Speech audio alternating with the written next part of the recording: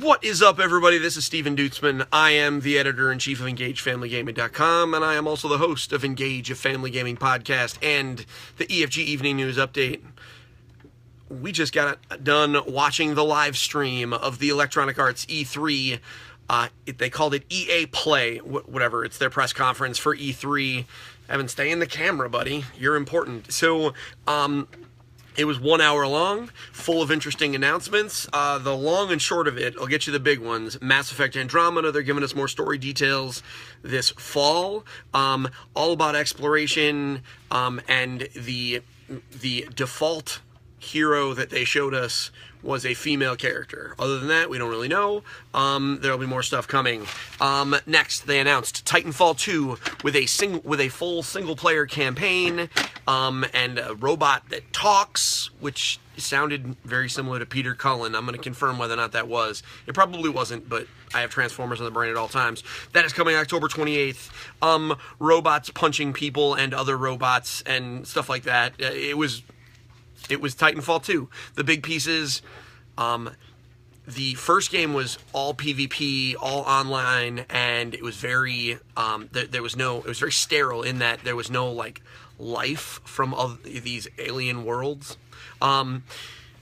Here you are, in the single player, you're ostensibly in control of a player and a robot and his Titan who are trapped on an alien planet or two, I'm not really sure, and you saw some aliens and it was just crazy good.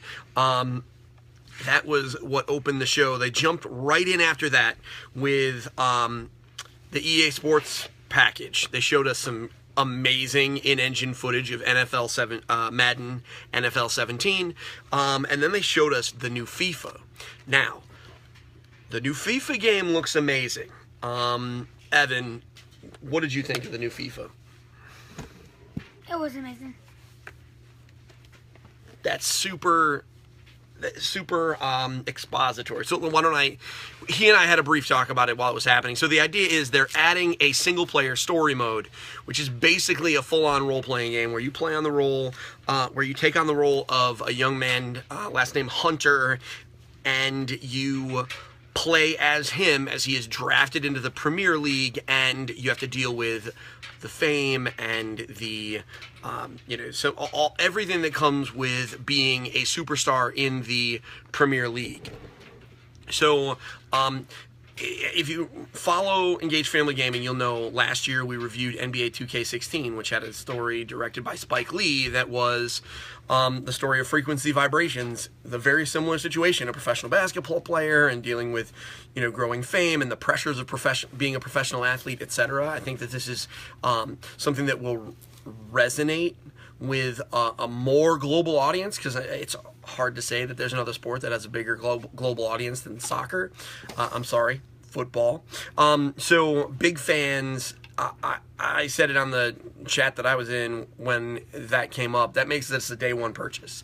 I love soccer games. I've been a big fan of FIFA for a while, but this one has a single player like role playing game stuck into it. I am 100% in. I can't wait to play it with Evan. I'm sure he will enjoy it. Now, they jumped out afterwards to talk about something called EA Originals, which is what it looks like. Is it is a development arm where they go out and they reach out to independent studios and kind of bring them into the EA fold. Now, last year they did this with, but not under the same name, with the folks that did Unravel. Now they brought in a company that's making a game called Feefe, F-E, and it is a haunting game about a little, I don't know, what do we want to call him? Was he like a dog? It was a cub, so a bear. Oh, he was a bear? Yeah.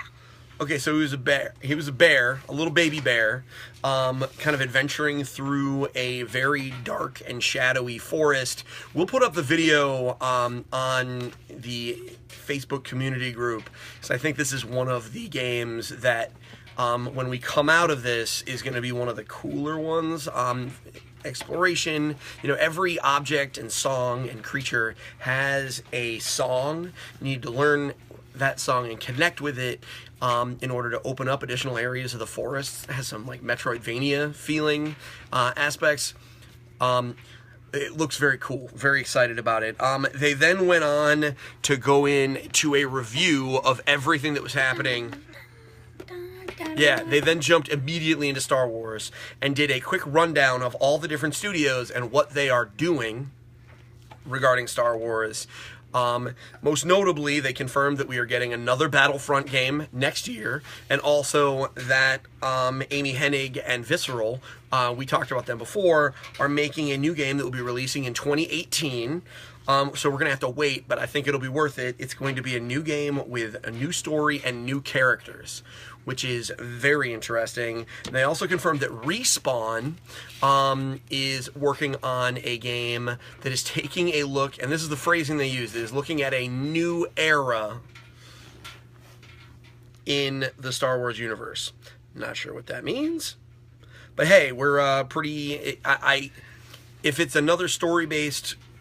if it is another story-based Star Wars game, pretty sure it's going to do okay. So, and then lastly, they gave us information about Battlefield 1. Most notably, Battlefield 1 will be launching on October 1st. It will feature 64 player battles, dynamic weather, a number of other very, what would be cool features. Obviously, not so much for the family gamers, being that this is going to be kind of a bloody mess, and World War I was by no means, tame. However, it looks pretty cool. Most notably, they added what they're calling like behemoth class vehicles, so like armored trains, battleships, and dirigibles like blimps.